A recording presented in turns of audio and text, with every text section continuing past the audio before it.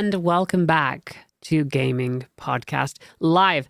I'm your host, miabyte, and we're back. We're back with a, I was going to say a post-gaming awards podcast, but technically it hasn't been broadcast yet, but we have already announced some wonderful, wonderful individuals who are going to join us as we dive into all manner of the most curiously captivating queer conversations on the web. Definitely. So today, we're continuing our series of roundtable specials by introducing this year's Gaming Awards Rising Star class of 2023. Our class is comprised of a selection of lovely individuals and content creators, including BetweenTwoGays, Blobarella, ItsOnlyVega, LookingForJayce, MadiDuVernay, MarisolLords, and TheJustRyan. And please join me in saying a massive gaming hello to a selection of them here. Hello! Oh my goodness, hello! Hello. Hello. Now, obviously, there's a few faces missing from our Rising Star class today, who may or may not be joining us later. Unfortunately, Ryan from BetweenTwoGays, also MarisolLords and MadiDuVernay aren't here with us right now, but they may be making pop-up appearances at some point in the podcast. This has never really happened before during a podcast, so we're going to roll with it. It's going to be a wonderful time. How is everybody doing today? How are you all? Phenomenal.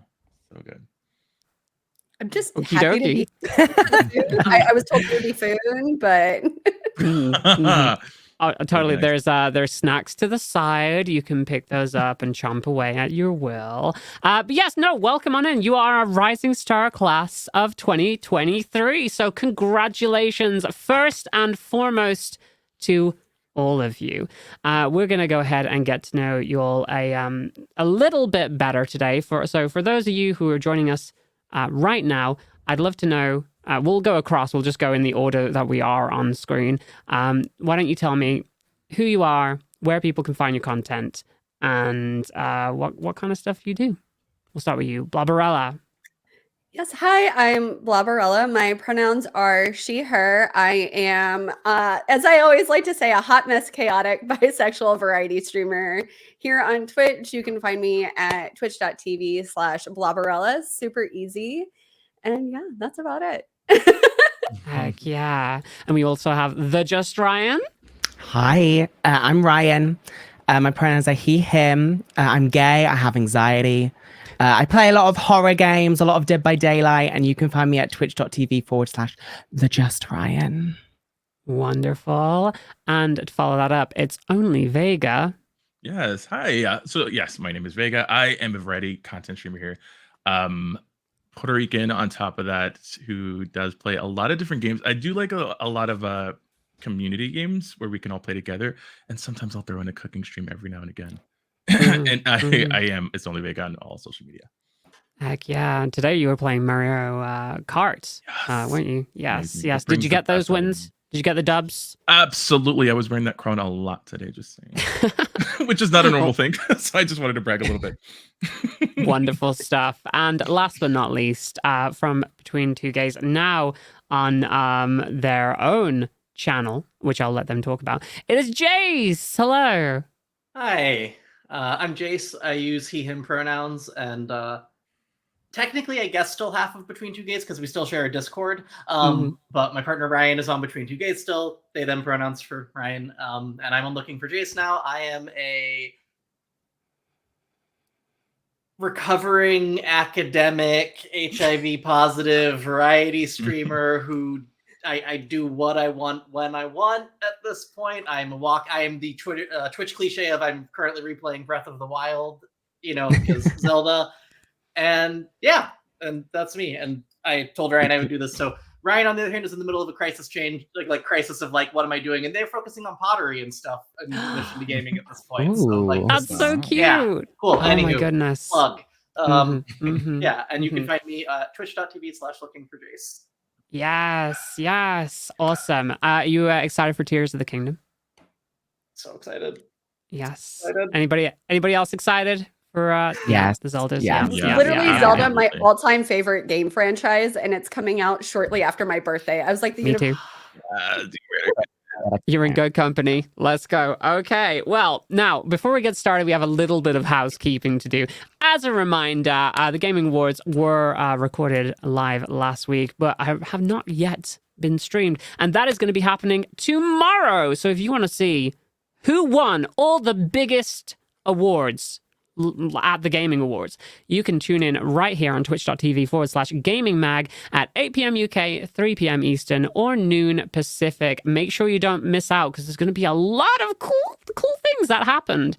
Not that I would know, because I wasn't there, so I'm also going to be watching alongside you, because I want to find out what happens. Now, some of our guests here today were there, but we're going to be jumping into that in a little bit, not to get ahead of ourselves. Now, this is a special roundtable podcast, and we're going to be dedicating, once again, all of our time to the big question. We're going to get to know y'all just a little bit better.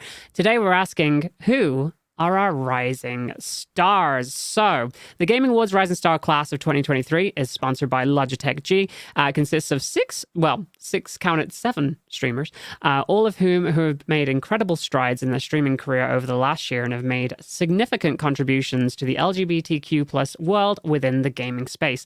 Each Rising Star class member will get an incredible set of prizes, including 12 months of Streamlabs Ultra membership. I didn't even know about this. This is amazing. The full collection of Logitech G Aurora accessories and peripherals, including matching blue Yeti Aurora microphone, mentorships from Twitch ambassadors, and appearances at this year's Gaming Live. That is some wonderful stuff. And of course, some of y'all were in attendance of the Gaming Awards, where you got to celebrate alongside all of the other nominees this year. So first and foremost, who was there? What did you all get up to, and what was the experience like for you? Anybody first? Anybody can dive in. Okay. It was so much fun. I missed out on last year's TwitchCon because I was like recovering from a surgery. So, I had been having like this FOMO for so long, and actually getting to meet some content creators that I already knew, really looked up to, and like being able to see them in person for the first time. I spent a little bit of time like being starstruck, but it was so lovely, and everybody was so like genuinely kind and amazing in person, and probably got way too many hugs from me. So. That's so cute. That's so cute. Awesome. I know that you all like took a buttload of pictures. Apparently, I've been seeing them flying around the socials. Yes. So was it like a wonderful experience, like just meeting people that you may not have met before, or just hanging out together in general? Absolutely. It was really nice just to see people that you've already watched online, and like seeing that they also have legs and can move your entire body. Wait, streamers have legs? That's not possible. So weird. No, absolutely not.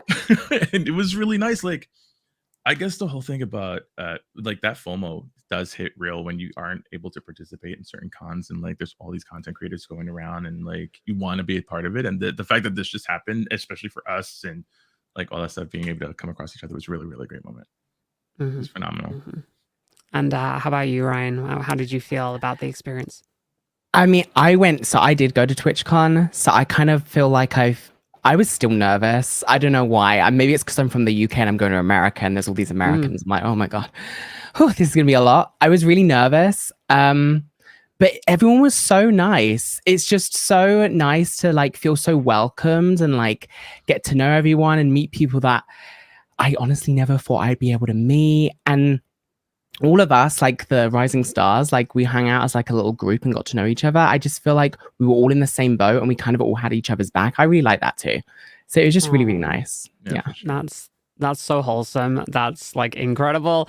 I actually want to ask, how was I'm assuming they had a pre-show again this year. Now, last year they had a pre-show, which was absolutely fantastic. There was the one thing, they had a couple of drag performances, but the one thing I remember specifically is there was a drag performance based around Final Fantasy 14 with Shiva, basically this amazing costume of Shiva from Final Fantasy 14.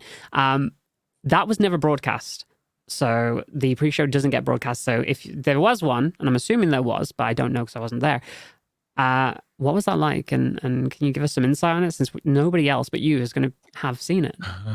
There was an after show party. I mean, there wasn't really a pre-show party. But there was like an after show. Yeah, there was an after show. There was some drag queens and drinking and messiness. Now I wish we had a Shiva pre-show. Yeah, right. Drag performers were iconic, and I think they were everybody so good. They were so good. It was a lot of fun, and everybody was, yassing and getting their life for it. Yeah. So that was one of my favorite parts. But I love drag, so I'm always like, and they all understood the assignment too. Like, I don't remember one of the drag queens' names. I'm so sorry. But she was dressed as Felicia from Darkstalkers, and it was she looked perfect. I was like, yes, this is the kind of party I want to be a part of. Oh my goodness, I'm experiencing so much FOMO right now. It's unbelievable. It's real. Yeah. So was it anybody's first time in New York? Did you get to see any sights? No, I live like an hour away from New York, so it was very easy for me. You've been there a lot. Okay. Yeah, this was my fifth time. Your fifth going. time?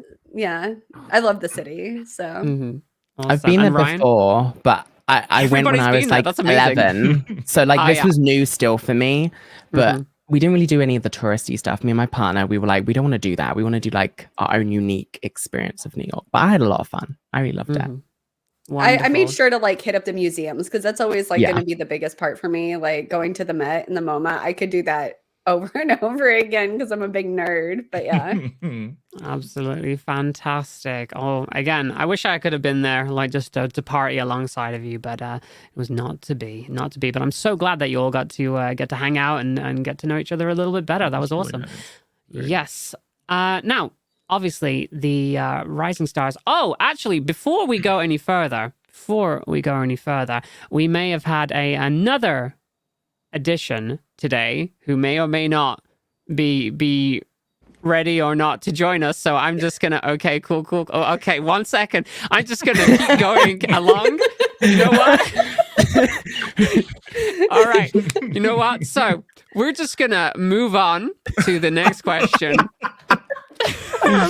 You can't see what we're seeing, chat, but it is absolutely amazing. We have been the call has been been approached. Somebody else has joined us today. I would like to welcome on in if they're ready. Yeah, thumbs up. Yep. Okay. If they're ready, we're going to be joined by the lovely Marisol. Hello. Hi. Another one of our rising stars. Hi.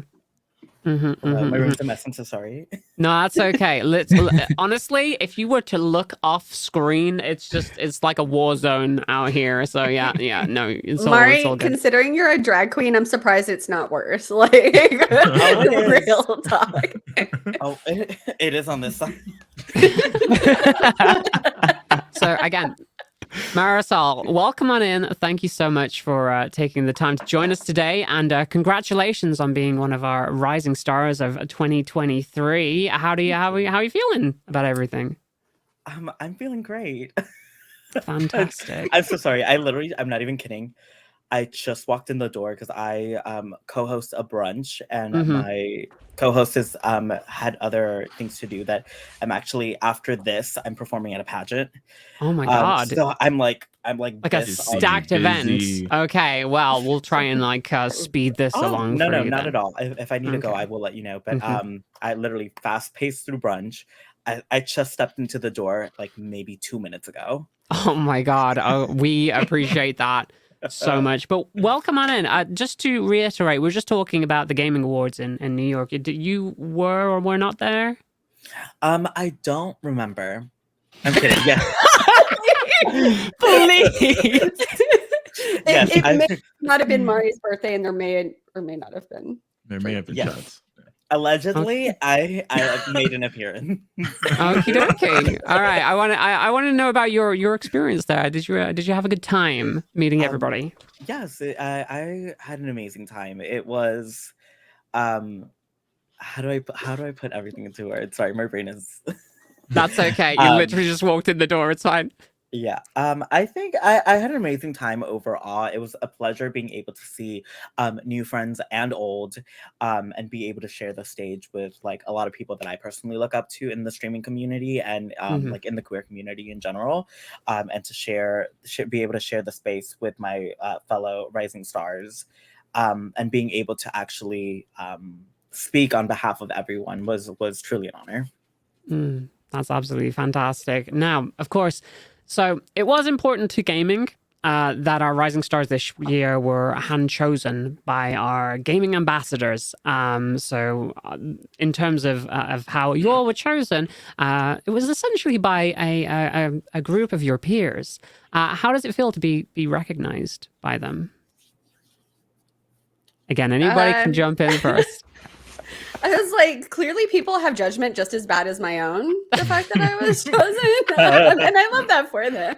I think I was not prepared. I wasn't expecting it at all. Like, it was not on my radar at all. And, you know, something that I think I struggle with, and I think is fairly common among content creators, is imposter syndrome and like doubt. And, you know, content creation can be so fickle, and like numbers can be up and down. And so you get in your head about things quite often, and you forget, I think sometimes, that I'm going to get emotional about this, that there are people out there that like believe in you and support you even when you aren't feeling that way about yourself.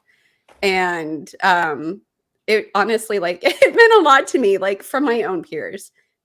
So yeah, it was a big honor. It was really special that other people, especially because it came at a time when I was like really, really like at a low, and it kind of like was a little bit of a kick in the pants. Like, just because this is where you are mentally, that's not what people are seeing, and you maybe need to be a little bit kinder to yourself. Yeah, definitely worth practicing kindness towards yourself before anybody else. Like, be kind to yourself. Probably the best bet first. That's so lovely to hear. What about yourself, Ryan? How did you feel? I honestly the same as Blob, because I talk a lot about like me dealing with mental health and imposter syndrome and having anxiety and the ups and downs of it on my stream. And I recently, just before I found out, I was going through it. Like, I genuinely was like, what's going on with me? Like, streaming, like, all those questions that you ask yourself as a streamer.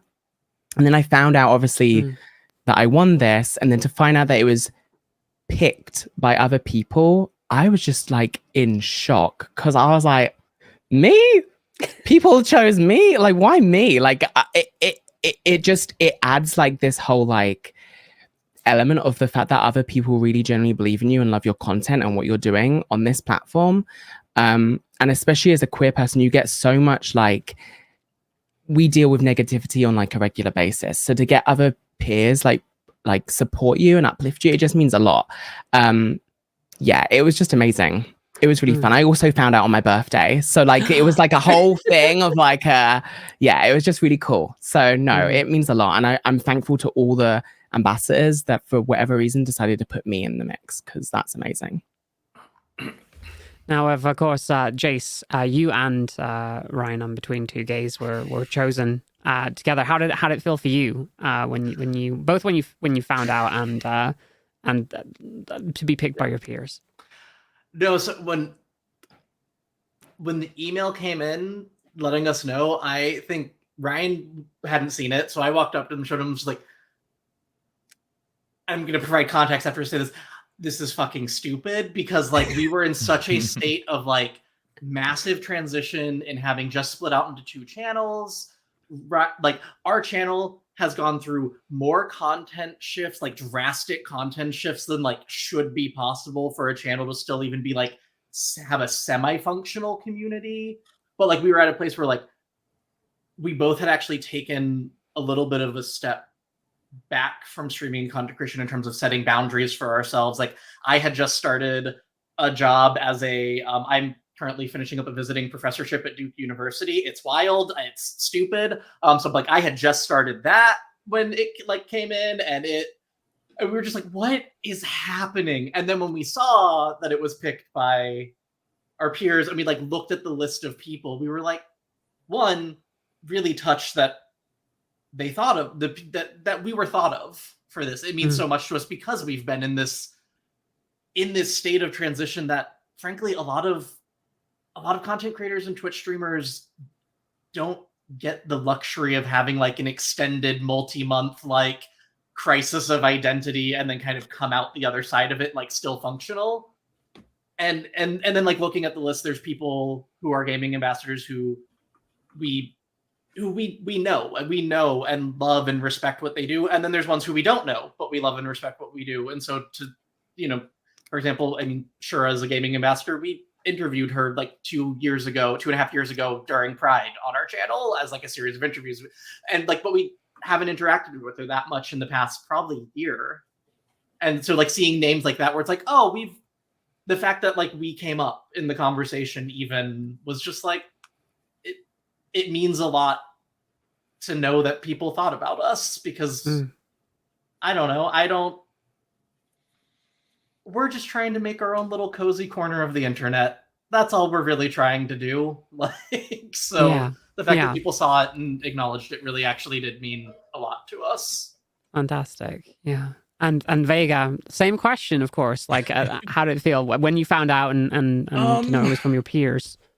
I was taken aback. I think mostly because navigating this content creation space is very difficult. There's a lot of highs and lows where either you'll have really good days where you have full understanding of what you're trying to do, and then the next day it's right out the window and you're like, this is dumb. I don't think I should be doing this at all. Yeah. And then you start meeting people that just go along with your vibe every day, and like that just makes things easier. Where people are just like with you, they get you, and like it just makes streaming that much easier. And after a while, once you stop comparing yourself to like everyone else doing their own thing, it does become a bit more easier, because now you're creating your own little bubble and your own little community of people that are just here for you, and it just feels nice.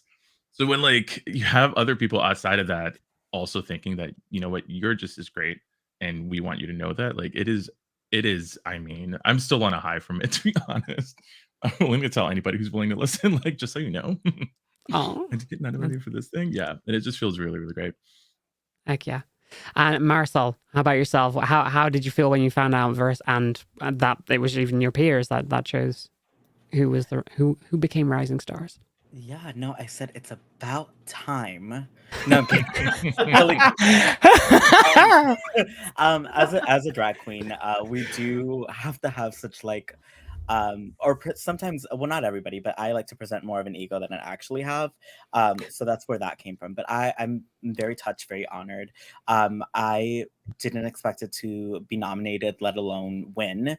To be chosen by my peers, like everybody said, it's kind of a big reassurance. And I think I even put this in my, when they launched the class on the website, I put that this is very much like letting them know and reassuring me of like everything that I've done to lead me up to this point has had an impact. And that's as the LGBTQ and also a Latin creator, like that means a lot to me personally, because it's often that we are very underrepresented in the media.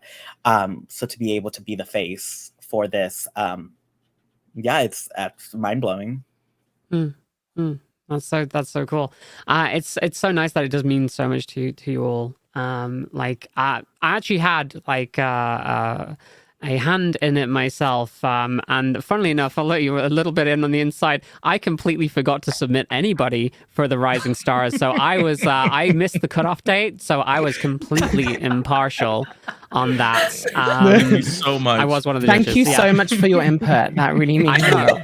But here's the thing, getting to go through all of your content and all your channels, I think it's sure to say that you all do wonderful things, or each in your own way, and you all deserve to have that nomination and be part of this Rising Star class. So thank you. Be assured. Thank you so much. Now, moving on, let's throw it back into the past, into the past of getting started with streaming and content creation. Alexa, stop. Alexa, stop. Alexa, nominate someone for Rising Star. Please. This isn't even a question for her, apparently, but she just wanted to chime in. I'm gonna have to cut that out afterwards. Right. Let's go again. Going back into the past. How did you all get started with streaming and content creation? We'll just go down the line again. Blobarella, like, how did you get started? It's oh gosh. Okay, so this is I don't think typical for a lot of people. And I have to cough. I'm so sorry. But I didn't even know what Twitch was until like 2 months before I started streaming. And like Really? I know. Okay, so I didn't even know what it was, but I had like a friend who was like, "Hey, I'm doing this thing." And I was like, "What's a Twitch?" Like, I don't understand. And, you know, I grew up being somebody that gamed and I've always loved video games, but I was the oldest child. So I did not like watching people play games. Like, I wanted to play the games myself. And I was like, I don't get it. So I was like, I'm going to go support my friend. I'm going to go watch. And then, like, she ended her stream. Like, I experienced my first ever raid. I found someone else. And I was like, this is actually really fun.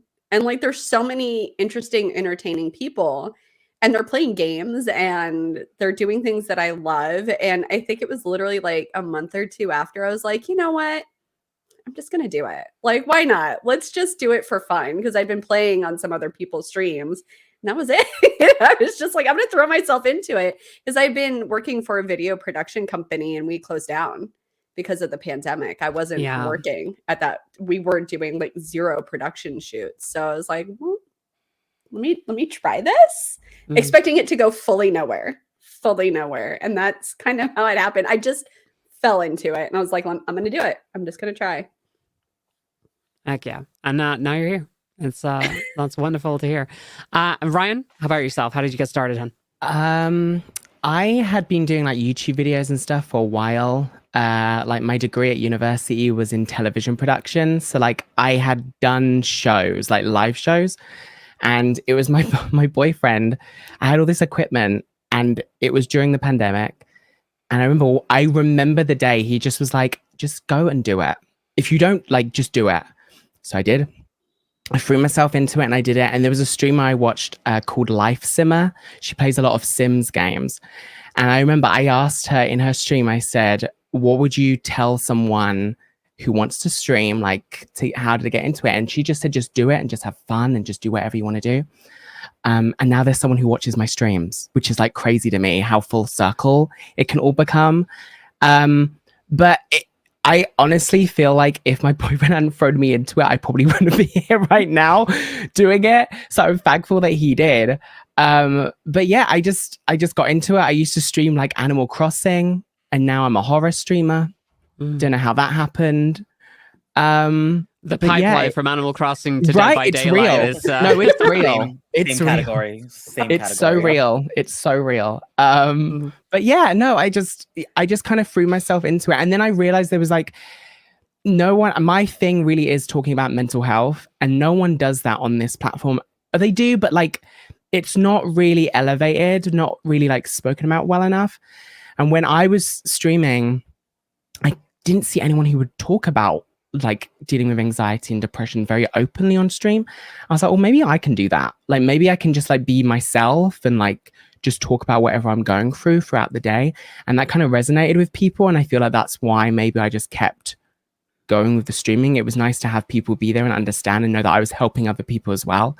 So yeah, and here I am. So that's basically how it started. That's awesome. Marisol, how about yourself? Were you doing drag beforehand and then brought that into streaming? How did you get started?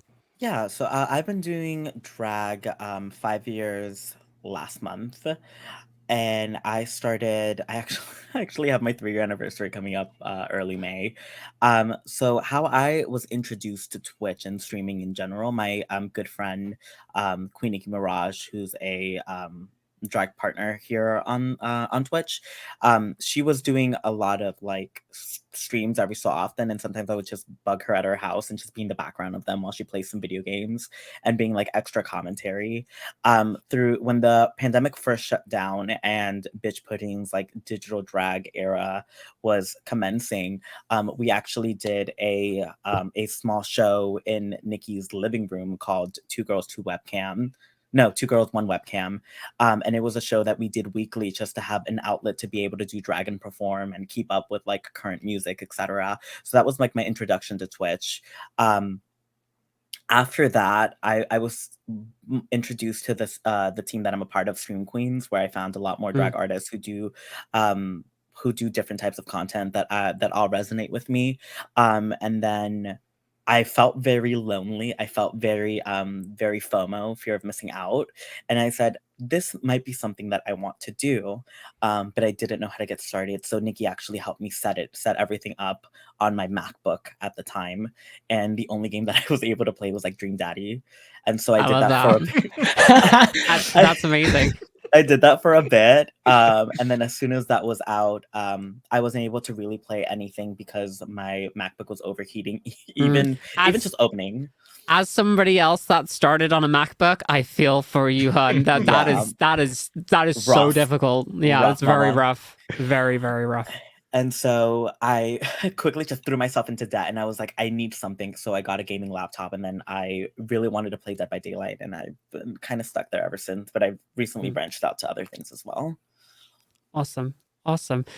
Vega, how about yourself? Because I know you were a professional chef, right? Yeah, I was a professional chef for at least 7 to 8 years, and I mean, that was like one of the most difficult things I'd ever done. And I really enjoyed it, but there was something that just wasn't as fulfilling. And I thought I needed to find something a bit more creative where I could mesh the two. So I did have an idea where I wanted to. I started a food blog at the time called Gaming a la Mode, where I cooked foods that were in video games, and I would just like write about it and come up with recipes and all that stuff. And that was really fun. But then, I mean, doing that as a profession, I didn't have a lot of time to be as creative. And so I was like, maybe if I were to switch and make this a video format, let's do that. But I don't like being on camera. I was like, I can't do this. This does not make me feel comfortable. So I figured I knew of Twitch because me and my brother are very big gamers, been gaming like since we were kids. And so he suggested it. And so then I started leaning toward that. I would hang out in certain streams, and like the first time I remember talking to somebody on the stream, that was so jarring to have somebody respond back in real time. It was just like, there's another person on this other side. And I started streaming on my PlayStation 4, and it was like whatever game at the time. And I remember being so scared like that first day, but it was very much that whole sentiment of like, just do it. Like, if you're going to wait for that momentum, it's not going to happen. And with each day, you start meeting more people, and it just started getting more easier. And yeah, like now here it is. It just every day feels wonderful to start streaming. It's just great. That's wonderful. Absolutely. Do you still do any integrated like cooking content now? Because I do. Yeah. Well, I'll try to. It's because the setup is a little bit more difficult. I do try to incorporate at least a cooking stream a month. But if you were to ask anybody hanging out on my stream, they'd rather I just did that every day. It's like I can't have all this equipment. Because I know you also play a lot of Final Fantasy 14. Also, this is kind of an offshoot. Have you seen that cooking book at all? Yes, I have. It looks phenomenal. I mean, there's so much food in Final Fantasy. It's actually kind of wonderful. There is. Yeah, absolutely. We were thinking. I was thinking of incorporating some of those recipes from that book. Because grab that and review it. I want to know if it's any good or not. From a professional chef, that's it. No, absolutely. I'm sure there is. There was one book that wasn't good, the Great British Bake Off book that I did follow. Oh, really? Yeah. Oh, that's disappointing. I know. But the Final Fantasy book looks really cool, and a lot of my viewers love Final Fantasy, so anything that revolves around that, I mean, that's going to be a hit. So perfect. 10 out of 10. Now, Jace, of course, you and Ryan got started together on Between Two Gays. So how did that come about, and how did you get into it? I'll try to keep this reasonably concise.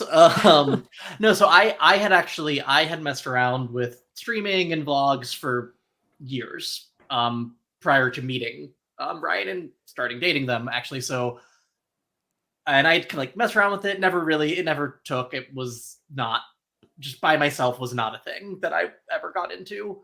But when the pandemic hit, because high cliche, Ryan had like been mentioning for a couple months, like wanting to maybe try streaming on Twitch. I already had, my Logitech webcam and my Yeti and my capture card. We started streaming on my boot camped iMac. And at the time the pandemic hit, Ryan was a massage therapist with their own practice, so they had to shut down fully. They just had to close their business. And a lot of people maybe don't know this happened. Twitch at one point was really trying to get professional musicians onto the platform. I'm a professional composer and pianist, hashtag award winning. And they were running a promotion at the time where if you had a SoundCloud Pro account, you just got to automatically be like skipped to affiliate status. Wow. So I looked at my partner and said, if you want to start streaming, we do it now. And they had to close down their business. So like it was almost like kind of just they needed something to do partially. And so we started streaming together. They did Animal Crossing. My initial goal was to play all of the Mario games in chronological order. I got through most of them before I got bored. And yeah, and we started streaming, and I was there mostly as like emotional support for my partner rather than necessarily because I really wanted to do it. But then as I did more of it, I got into it, and the plan was always like we do a little bit together, but primarily it's like both of us doing our own thing on the same channel rather than being on camera together, which was then part of what allowed us to like actually do it sustainably, because we were able to stream like full-time streamers, but each of us only had to stream for half the time. So it's like, okay, cool, we're streaming 6 days a week, but each of us is only streaming 3 days a week, which then made it like really sustainable at the time. Yeah. And then now you've got your own your own channel. And what are your plans for that in terms of like going into it as like you've already been here, so now you're starting a new channel. Is it like less daunting now that you've gone through being part of Between Two Gays? It's less daunting because on a certain level I care less now. Like in that, like I'm much better about saying, okay, the people who are here are the people who are here. This is my, like, the number of viewers I have are the number of viewers I have. And like, I'm constantly checking in with myself. Am I having fun? Because for me, streaming isn't my job. Like, my job is teaching and like being the assistant director for a music school. Like, it is very like, so for me, it's like less daunting at this point, because the primary question for me with content creation and streaming is, am I enjoying myself? And then everything else comes after that. Wonderful. Right. So I actually really wanted to ask you all, and we'll shake this up a bit in terms of order. What has been the highlight of your content creation career so far? So Marisol, we'll start with you. What has been your highlights out of everything that you've done? Stop. I think my highlight would have to be. Stop. Sorry, I'm going back to the Stream Broadcast pageant where I grabbed this mic during Q&A. A little callback for those of you who are in the know. I think the biggest highlight of my content career was actually being able to be featured at TwitchCon. I was part of the cast of the first ever drag show in the United States. We did it in San Diego. It's one of my like biggest highlights of my drag career, of my personal career, of my streaming career. And I cannot thank Twitch staff and Jenny, who is the drag producer, for everything that she's done for me. Jenny did a fantastic job. I think Jenny was also in charge over at the Amsterdam event, I believe, she was. too. So yeah, I actually managed to see that one live. Absolutely fantastic, and I've no doubt the US based one was great too. I need to go back and watch that, because like that was literally one of my highlights when I was out at TwitchCon. So yes, I don't want to spoil it, but I may be last. Ooh. Okay, well, I'll look out for you. All right, Vega, any highlights so far that you want to mention? So far, I don't know. I will say, honestly, like the community, like I've never thought that there was like always going to be something concrete of a social space that I would be able to rely on for like either entertainment or just like thoughts being put out into the world or having somebody to talk to. Like I spent a lot of my time even prior to streaming, like like not having a lot of people that had the same interests as me in terms of like gaming or whatever. So to have that many people on a daily basis, just like there whenever we need to like have support is just I don't know. That's to me that's my highlight. All these Yeah. people that I've met. Oh, that's so wholesome. Gosh darn it. And Jace, same question. What the highlight of everything you've done so far? What springs to mind? Yeah, for I you? mean, it's so hard because so much of content creation is like a series of small moments, kind of adding up to a bigger thing. But if I have to think of one highlight, it's like a highlight / just like really fun moment because, oh God, was it last fall or the fall before? I don't even, time is a construct and a lie. Either last fall or the fall before that, I don't know which one. I did a stream where I was just doing a demo day, playing tons of indie games, and because I am shameless and have no problem doing this, I emailed like every developer of every game I was doing and was like, hey, I'm playing your game on stream today. Almost all of them like came into the stream. And if you know a game called Let's Build a Zoo, it's a little indie like zoo building game. Multiple hotkeys in that game are because of me. Because when I was playing it, the developer was there. I was like, you should really have a hotkey for this. This button on the keyboard is not being used. And it was just, it's so cool to have been like, had the experience. Because I love interacting with game devs and have the experience of like playing a game on stream and then literally the developer being like, I'm gonna go put that in the game right now. And he like stepped away for like 10 minutes and then came back and was like, cool, that hotkey like will be in the next update. And like that happened.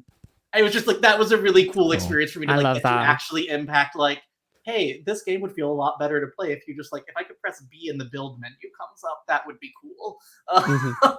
Fantastic. Absolutely. Yeah. I adore that answer. Ryan, how about yourself? My God. Any highlights? It's hard to pick one because that makes me sound so like there's been so many. No, it's just hard to pick one. I would say being asked and chosen to be a featured creator for Twitch's Pride Month was kind of a really cool one. Like to be featured on the front page and like that was cool. Just as like a queer creator to be like one of the first faces that people see for Pride Month was so cool.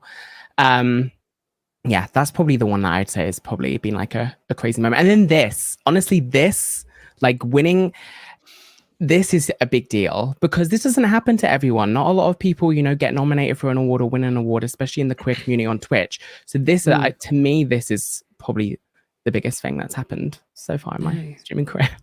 Oh, that's so sweet. And of course, Blobarella, how about you? What are your highlights of your career so far? Getting banned live on my birthday stream. That was true story. Really? I literally got suspended during my birthday stream. Pray tell. Do I dare ask what the about this? Yeah. It's not going to get us banned here, is it? So long as you don't play the video, I think it's okay to talk about it. Well, we have this video now. No. So there is a music video that's a parody of a disco song. I Love the Nightlife. This song is called Poop Noodle, and it's by Wendy Ho. And I know about this song because I saw a drag queen perform it live, and I've been obsessed ever since. And I may or may not have played that while I was streaming on my birthday and literally got my stream shut down. Wonderful. I should have warned you about Miss Wendy. Oh, I already knew, and I still chose to do it anyway. But yeah, no, I would say like, had I been able to go through with the birthday stream, we did do it later. Doing a roast for my birthday was really fun. Getting to bring all of these like content creators together and do something that I'm not saying it's never been done before because there's really no new ideas, I feel like, but like doing something that I hadn't seen before and like bringing a lot of people together just to like talk about each other, but in a fun way, in a loving way, and like all celebrate one another. I think would be a big highlight for me. It was so much fun too. So yeah. Wonderful, wonderful. Now, next question is going to be complete opposite. So anybody can jump in first on this one. Struggles as a content creator. Obviously, as mentioned, content creation is a series of ups and downs. Whether or not you one day you absolutely love what you're doing, the next day you could be like, why am I even doing this? Like, what is the point? So, for you all, what do you feel your greatest struggles have been in the content creation space? Getting banned on Twitch live on my Quick Twitch banner right now.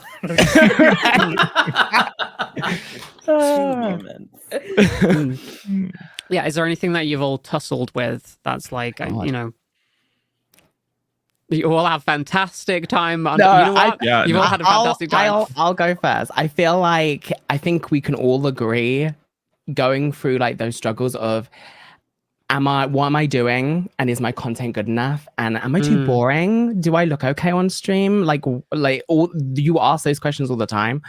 And I think imposter syndrome is such a thing. You get it in your head so much about like, why is this person doing better than I am when I'm doing the same as them?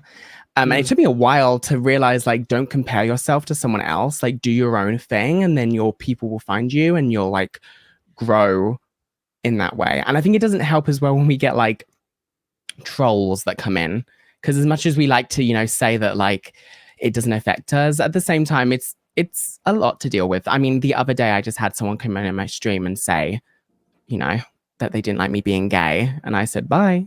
And I banned them. But at the same time, when it can affect you, it can affect a streamer. And I feel like when you're on this platform and you're like, you've got your camera on and you're meant to be always very quite hyper, and like it's what people want to see. They want to see someone who's very energetic, and like it's a lot to, you know, process.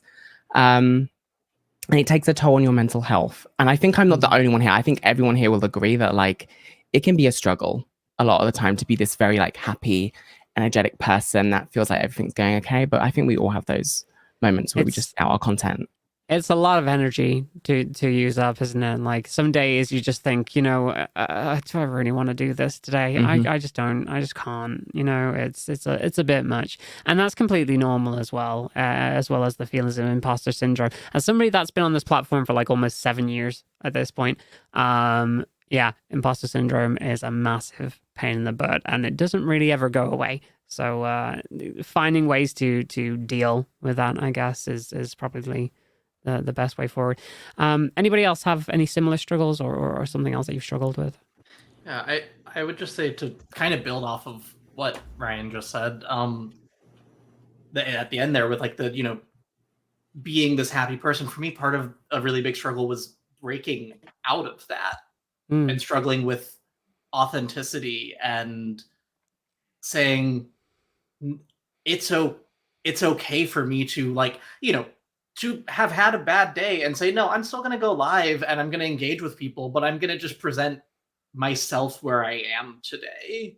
And it's like, you know, as so many people do, I struggle with depression. I struggle with mental health, and saying, no, like, I don't have to just put on this mask and be like a little smiling, like, you know, little, like, I don't have to do that. I can just show up and say, this is where I am today. And if you want to be here and hang out with me, cool. And if you don't, like, I'll see you on another day.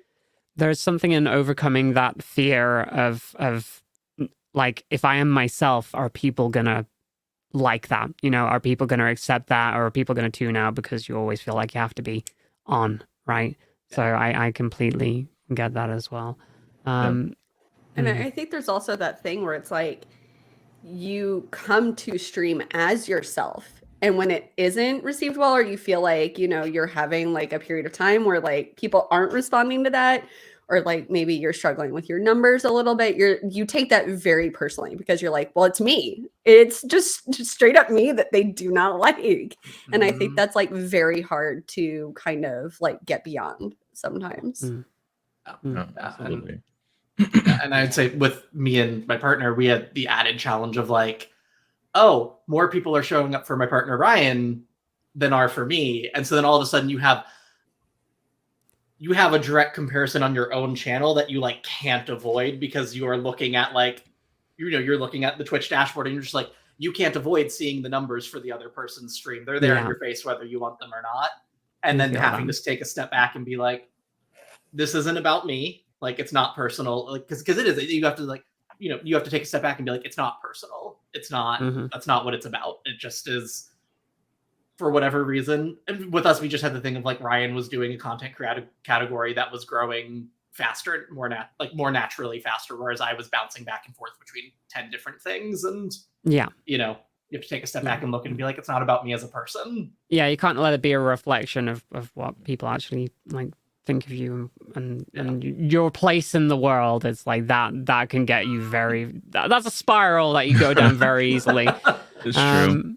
Yeah, I found that also like kind of difficult too, because you are presenting yourself as you are. So when that isn't as reciprocated as much as you thought it would be in terms of like, I don't know, traffic, of like people, like engagement, like the analytics, like kind of pairing up with your idea of yourself definitely does take a toll after a while, because it's like, it's hard to adjust that because you're like, I don't know what, I'm literally just doing me. I don't know what to do. So I think what happens too is that, well, for me anyway, I did felt like there was a certain point where I felt pressured to play something or do something in terms of content that I felt like was going to have more traction, but ultimately wouldn't have made me happy at the end. And I think a big part of that is like, eventually you just have to go down whatever avenue you want to create yourself and not feel pressured because this is taking off faster, or this is just easier to get into, or you're going to get more engagement of this because it's just, the flavor of the day kind of thing. So that's always been like a back and forth as to like which one you want to do and which one is right for you. Absolutely. Yeah. So Marisol, how about yourself? Anything that you've struggled with in content creation?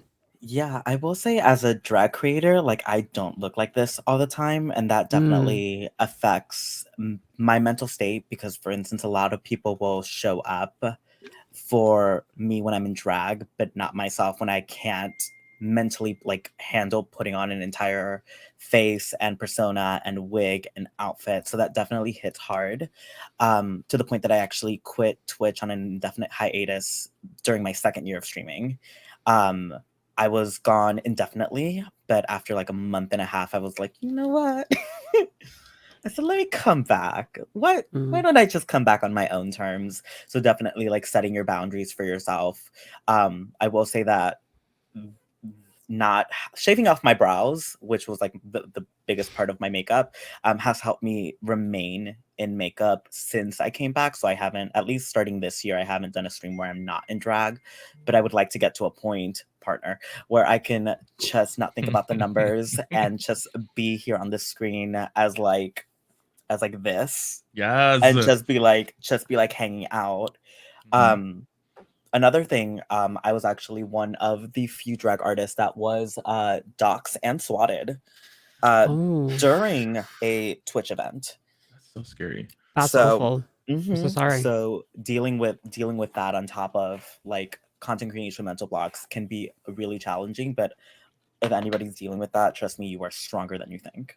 I mean, anything like that, or at a lesser level, like that, the hate raids from the past couple of years, like that's so much and has such an impact on like mental health and even like personal safety. So again, massive props to everybody for sticking it through and keeping in the content creation game. You all are absolutely amazing. Let's move on to something a little bit more positive though, and I want to talk about being a queer person within the content creation space and what that means to you to be part of the community. How do you all grasp with that? What has that meant to you? I love it. I think it is phenomenal. So I mean, growing up in the city, like I didn't have a lot of gay friends.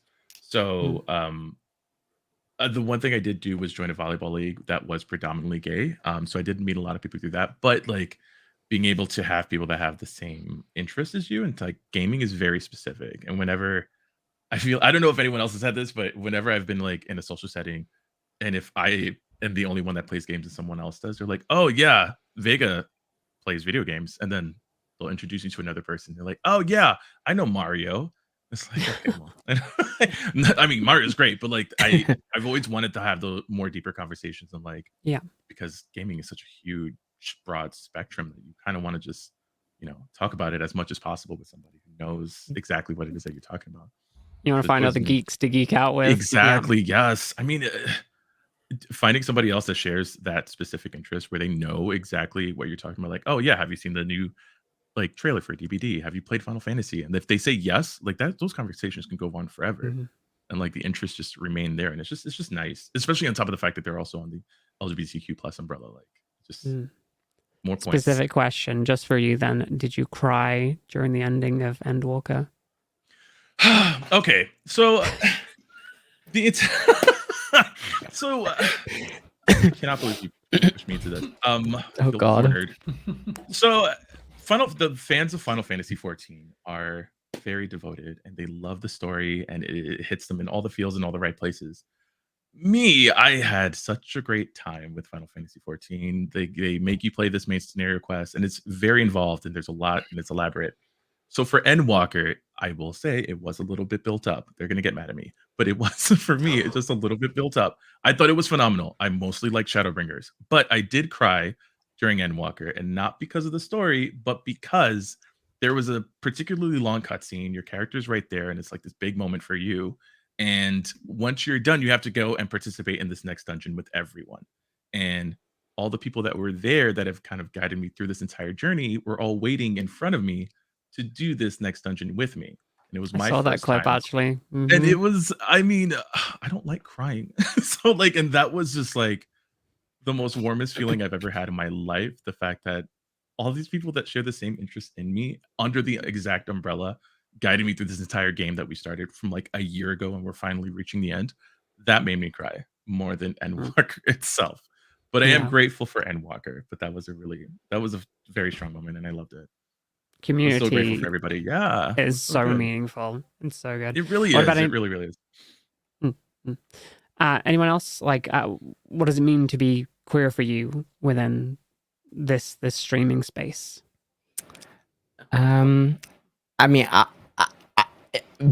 can't even talk. It means Well, so much. You're means just so like much. the words are gone. No, my thing, I didn't really realize how small. This is gonna sound weird, but there's a story behind it. How small our like little queer community on Twitch is until I went to TwitchCon. And when I went to like all these events, because I know Marisol went as well. When I went to like all these events at like bars and stuff, I felt so safe and calm with just people that all like I didn't worry at all. I mean, I was in America, so I was like in a different country. I was like, oh my God, but like I felt so safe and calm. And I realized how small our little community was.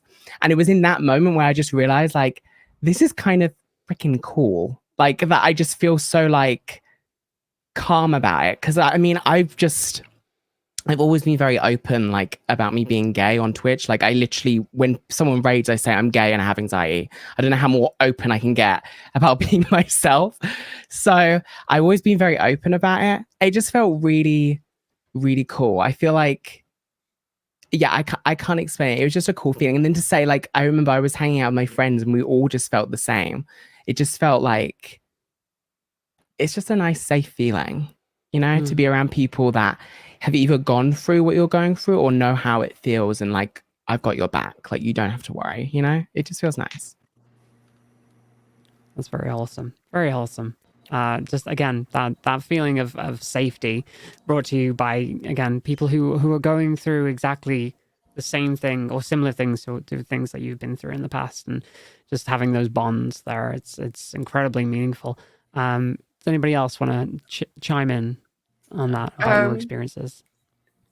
Yeah, it's maybe a little bit different. I am kind of late in life to like really embracing who I am. You know, I'm almost 40 at this point, and I wasn't really out until I started streaming on Twitch. And which is kind of shocking because I've always been a very vocal and open advocate. You know, I've always like been around like so many members of the community, but it still took me so long, even as like a person of like privilege, to like really admit who I am.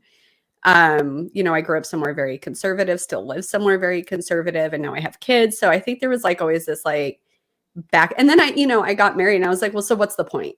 Like, I'm married to a man. Like, what's the point in me like opening up at this point? And I worried about like the repercussions on my family and everything. And so this really provided the first space where I was like, I am proud of who I am. It's okay to come to this realization later in life. And, you know, me being married to a man, having two children with him doesn't take away from my identity at all. Like I can still have all of that. And so not really fully being out until now. And it's like helped me carry that elsewhere in life and be more open about it elsewhere in life. And so I'm very thankful for being embraced and being given such a safe space and finding so many incredible people that made it okay for me to talk about who I am and be who I am, which I need because I was always that person for other people. I didn't realize how much I needed it for myself. And it's very important. So that's so great to know that just that offered that level of like self-acceptance. That's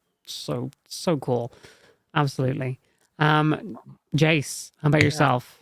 So yeah, for my partner, and I'm we actually started an Instagram account called BetweenTwoGays before we ever even thought about streaming, and it was my idea. I wanted to share an Instagram account. I didn't care about it being like branded as being gay. That was not important to me. My partner was the one who was like, if we're gonna do this, it's really like they're the one who kind of sold me on the idea of like the importance of visibility, of being a queer couple that is just present and visible on the internet. I always joke that Between Two Gays isn't accurate, but Between One Gay and One Non-Binary Individual isn't really catchy, so we can't do that. But you know, like I'm a cis gay man who's he in pronouns. I'm HIV positive. My partner isn't. Ryan is non-binary, trans, uses they them pronouns, and it was really important to us that we be visible. We picked Between Two Gays just because it's literal. It is a literal name. It is a Twitch channel that is shared between two gays. That was the whole thought process. And I don't think we've been really like we get our fair share of trolls and hate speech on our channel, but we've been really lucky, to be honest, in the fact that we are an explicitly queer branded channel. And like we've never had a hate raid. We've had people who come in and just immediately based off of our name say something, but it didn't even cross our minds at the time when we picked, at least not mine. I've been really lucky. I came out when I was 16 at Catholic school in Texas, and I'm 32 now, for the record. Like I've been HIV positive for 5 years. I want to say 5 years. And so for me, being queer on Twitch in the space is at this point, it's not even. My goal is not to center it. At this point is to make it just be another aspect of who I am as a person, as who the total package of like who like normalization. Yeah, it matters that I'm gay, and also here's the 500,000 other things about me that make me me, and let's just make it another piece of the conversation that doesn't get any more weight than anything else. Mm-hmm. Wonderful. Yeah, it's definitely like getting out there into the space and doing what you can just to normalize queerness is such a key thing that we can do. And Marisol, what about yourself? What does being a queer person within the content creation space mean to you? Yeah, like a lot of visibility, a lot of telling different stories, sharing different stories, being able to have a platform where other people can share as well.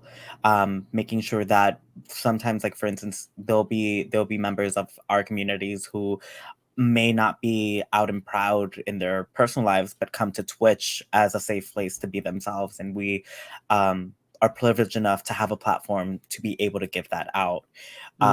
So it's just kindness, visibility, and yeah, that's what it means, at least to me. Heck yeah. And to carry on from that, I'm gonna stick with you, Marisol, because I know you don't have all the time in the world today. Let's talk about the future. We talked about the past. Let's talk about the future. What are your goals as a content creator? Like, what is there anything big that you want to do in the future? Anything that you're aiming towards? I will say I'm not. What is it? I'm not comfortable with where I am. but I pretty much accomplished everything that I've ever wanted to do, set out for. I'm very lucky to have. How do I word this? I'm very lucky that I'm confident in who I am and I know who I am, and having that aspect of self has pushed me and propelled me because, for instance, I am an introvert at heart, but you will never see me not as an extrovert because I mask it very well. But apart from that, like I've been able to network. I've been able to be on several stages. I'm known worldwide. I'm now an award winner. Like everything that I've ever wanted to do, I've pretty much accomplished. In the future, however, there are still little small aspects and small things that I know that can definitely, that are just things to grab. I don't know. NDA's coming soon. I will say that I am under a couple NDAs that will be, you know, coming to light, and it's things that I'm working towards because I don't know when I'm ever going to get to the point where I'm just like, I'm good. But I will say that as of this point, I've reached that level of, bitch, I'm MarisolLords. Oh, yeah. me on twitch.tv/MarisolLords. They know who I am. Oh yeah. And Vega. I'm so sorry to tell a very quick story. Yes, so go ahead. anytime that because I'm in drag here, but I'm not in drag almost everywhere else that I go, I'll randomly tweet, I'm like, me at the Universal Studios theme park. They don't know I'm MarisolLords. Or like me at the Floridian Public Supermarket. They don't know I'm MarisolLords. So basically the biggest accomplishment is that people know who I am in and out of drag. Wonderful. That's my, actually that'll be my big thing that I want to accomplish, the merge between the two. I love that. That's a good goal. That's a good goal. Vega, what about yourself? What kind of goals do you have? What do you want to achieve? I don't know. I don't think I've had any idea of what specifically. Maybe that's a problem. But I guess different for everybody. That's completely valid as well. That is 100% true. I don't know. Maybe down the line, either partner or featured on the front page. Ultimately, though, I think there's one thing that I feel like I could just get better at in this side of like the world, in the small piece of the internet space, and like, meet more people and just grow more confident in what I'm doing and what I put out. Really, like, there hasn't been anything concrete I've ever really thought about. I've kind of just been taking it day at a time, and honestly, it's just helped me get this far. So, yeah. That's again absolutely valid, and like working on yourself is a really, really good goal. I want to be a better version and like get to that's fantastic. Jace, what about yourself? What goals do you have? Yeah. Before I jump into my obligatory plug for my partner, whose goal is to like, they want to get once we're hopefully moving in the fall, and then they want to get a like actual wheel in our house and start doing their pottery like on stream. So I shout out to Ryan, my Ryan. Can you do me a favor and just make sure at some point that you recreate the scene from Ghost? Just for me. We can do that. Wonderful. We can do that. But the goal for me is truly, on a certain level, figure out what I want to do with content creation right now. My off-stream life and my on-stream life are very, very separated, and not because they need to be. And I'm trying to figure out how much I want to integrate those things, because like off-stream, I just finished music directing a production of Rent. I'm a professional pianist and internationally performed composer who's won an award from the American Academy of Arts and Letters. Like, just my resume is weird and wild, and it confuses me. That I'm like, but I'm debating, like, do I want to do music stuff on stream? Do I want to be integrating that? And then if I do that, I'd love to see that personally. I think that'd be great. Like, that might be something I start doing. I might start just like playing through musicals and singing them on stream. Who knows? We'll see. But to truly just figure out what I want to do, and then find a way to do it. Like, I'm not worried about, like, I would love for my channel on Twitch to grow. I would love for my new channel to grow. It'd be great. It'd be great if it was a place where it was like contributing to paying the rent and stuff like that. But also, I just want to find a way where it is sustainable and fun for me. That is my goal. My goal is like to keep this sustainable and maintain like good mental health and have it be something that is fun, regardless of what else is going on. Yeah, that's awesome. Will we potentially ever see like my personal favorite, Sweeney Todd, in the future? It's hard to play. I mean, I sight read it for fun. I play through it for funsies on my own sometimes, but I mean, maybe if I do decide to do that, it's on my iPad. The full score is on my iPad. So okay, wonderful. All right, Ryan. What do we want to achieve? What are your goals? I feel like I have a lot of goals. I'm very goal oriented, so I feel like I just have so many things. I would love to be a Twitch partner, which is something I've always wanted to achieve. That is like a huge goal of mine, just to get the like stamp of approval. I mean, I don't feel like you need it, but like just to be like, I did that, like it's done. I'd love to be a fog whisperer with Dead by Daylight. That's another goal I'd love to have. But the main thing that I really work on is I just want to keep talking and spreading awareness for mental health and talking about it and removing the stigma that is surrounded around talking about it. You know, when we were talking about earlier about imposter syndrome and what we go through, it helps that us as content creators, and if you have a platform, to talk about it so that when other people hear it, they know, okay, it's okay that I have this, or that I'm dealing with this, or that I'm going through something right now.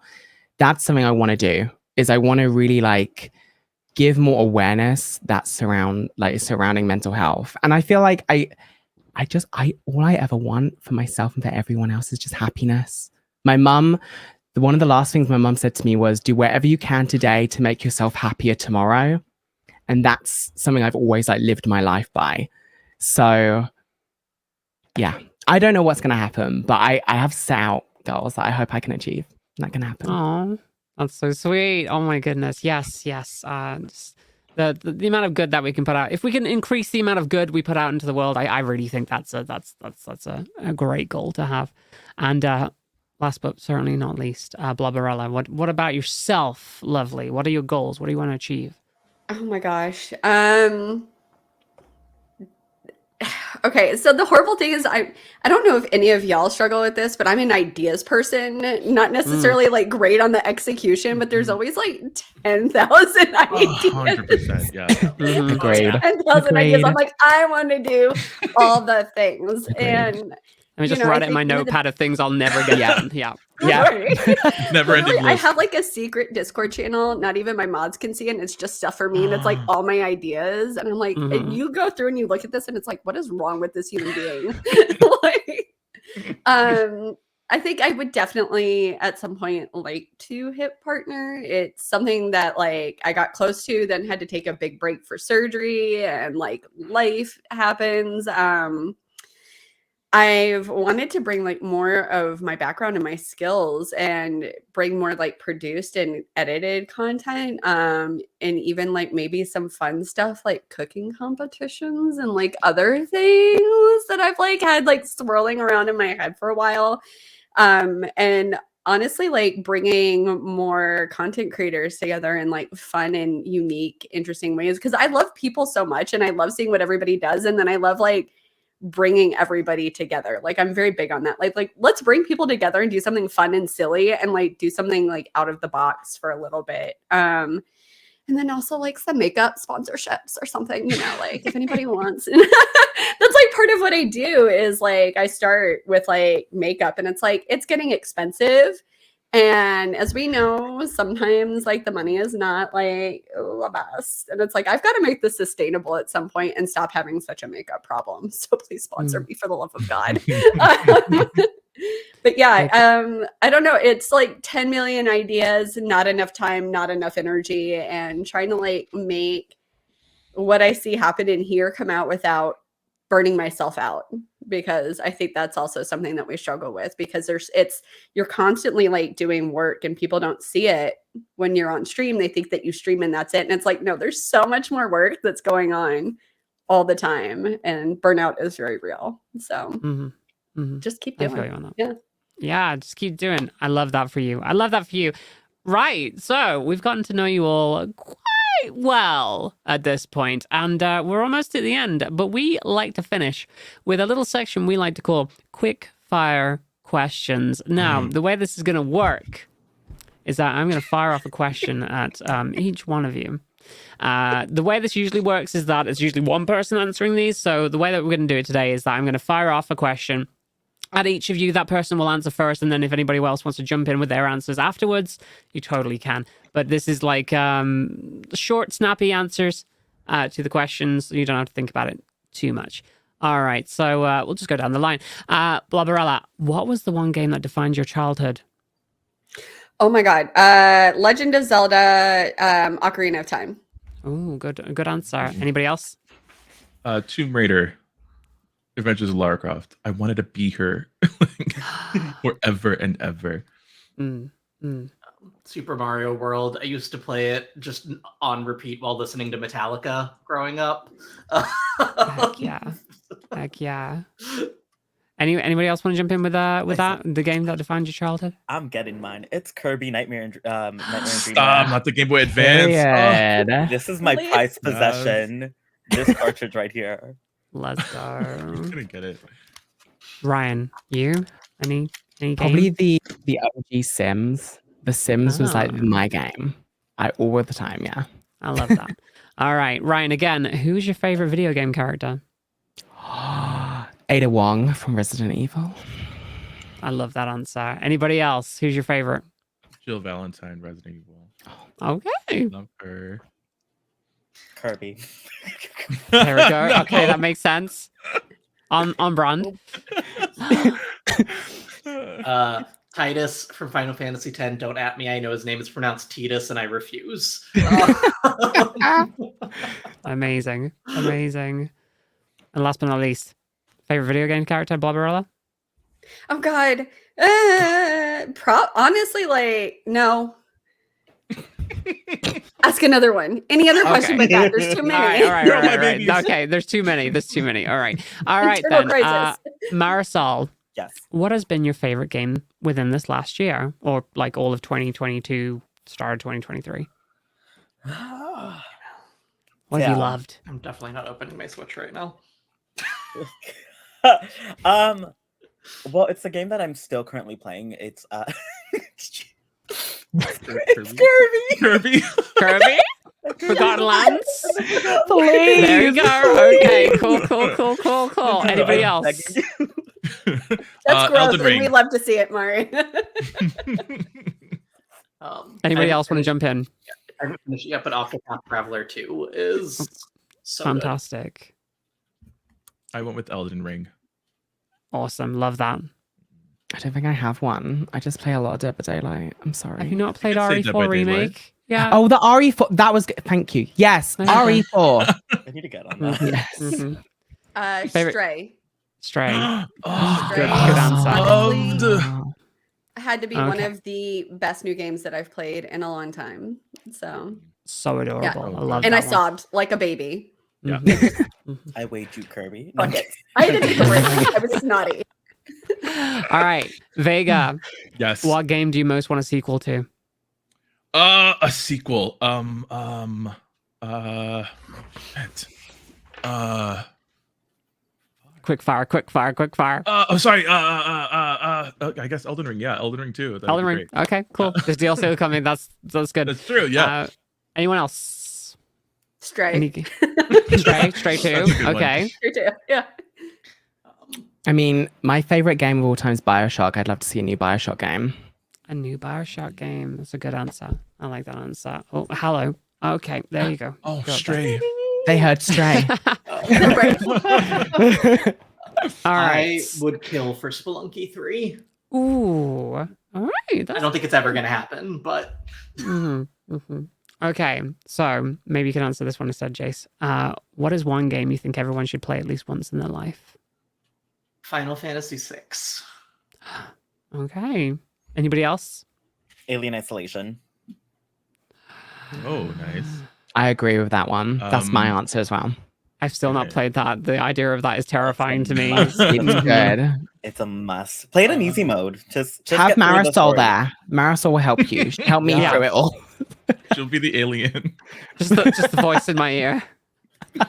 Yeah. I would say Hades. I think Hades? Hmm. Nice. That's a very good answer. Breath of the Wild. I like that. I like that. Yeah. Heck yeah. Heck yeah. All right. Okay. You know what? This is a group question, so you all can answer. If you were marooned on an island, what game would you each want to play together? Oh God. The game of life to stay alive. Please. I'm a Survivor IRL. If we're stranded on an island, I'm gonna pretend that Stardew Valley Expanded has a 5-player mode and not a 4-player mode. Okay. That'd be cute. Oh my god. I'm Overcooked. gonna say Mario Party or Mario Kart because then I know who's the weakest and who I can kill first to eat. Okay. Oh my god. And I Oh heard my Overcooked God. there as There's well. the Twitter drama. That's the drama. That is the I can make drama. that Yeah. Listen, I read Lord of the Flies at a very young age. I was quite impressionable. Okay. And Vega, did you say Overcooked? Yeah, Overcooked. Yeah. I want to know how well people can work together in the kitchen. Especially Ooh. under stressful situations as well. That would tell Apparently, you a lot. Too. Marisol is first out. I'm first out. I don't cook. Wonderful stuff. Wonderful stuff. Right. So, last quick fire question. You can take your time on this one. We'll go down the line. Where can people find you and your content and what you got coming up on your channels? Blobarella, go ahead. Twitch.tv/Blobarella and Blobarella on all socials. I guess like 2 big things coming up. I've got another birthday roast coming, which is always a lot of fun. You get to see people like absolutely destroy one another. And then I'm doing a big DBD tourney for charity supporting Stream for a Cause, which the Gayming Awards supported. So I'm very excited. And it's a meme tournament. We don't sweat here. I can't ask people to be good at a game that I am not personally good at. So it's all for fun and for charity. So Yay. Yeah. All right, Ryan, same question. So you can find me at twitch.tv/TheJustRyan. And it's TheJustRyan on every social media platform, not OnlyFans. What have I got coming up? I've got a big, so every year I do like a mental health awareness collab week that I'm doing in May. So I'm getting loads of content creators that I love who I've either never collaborated with or that I have in the past. And we're going to play Dead by Daylight together and raise money for the Mental Health Foundation. So that's going to be happening in May. So I'm very excited for that. It's always a laugh. So we'll see what happens. Fantastic. Marisol. Yeah, you can find me on all social media platforms, MarisolLords, MarisolLords. You can find me in real life all over the country. I'm just kidding. You really can, though. I'm everywhere. I was just in New York. Next month, I'm going to LA for DragCon. If you're going to DragCon, I will be around. Big things happening for me. I'm under a couple NDAs right now. So as soon as I'm able to publish a couple things, be on the lookout for that. Apart from that, I am slowly starting to actually become a variety streamer. I am known to be the #1 drag spirit worldwide. Self-titled, of course. I'm so sorry, behavior. Don't sue me. But I am stepping my content into some Fortnite and into actual story games, like Kirby related, PC related. I think the next game I'm playing is what's the one about the wolves that everyone was What? The one about the wolves. The one about the wolves. Give me 2 seconds. The quarry. Oh, the quarry! The one Okay. about the Sorry, wolves! that was one example. That's all I That know. was so funny, please. That's all I know. I have avoided spoilers this long. You're gonna have fun. That's a good one. That is a really good game. You'll like that. Yeah. I can't. Oh, God. Vega. No. Yes. Yeah, you can find me on twitch.tv/ItsOnlyVega. It's only Vega on all social medias.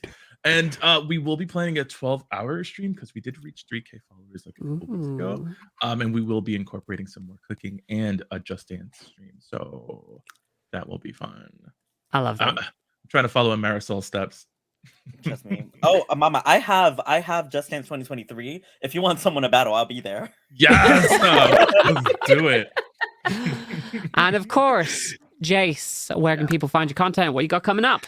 Okay, so my partner on twitch.tv/BetweenTwoGays, which I think I might be appearing on soon because I just realized our streamiversary is coming up like very soon. I don't. Oh, you got to make an appearance for that. Yeah. I don't know. We have planned nothing.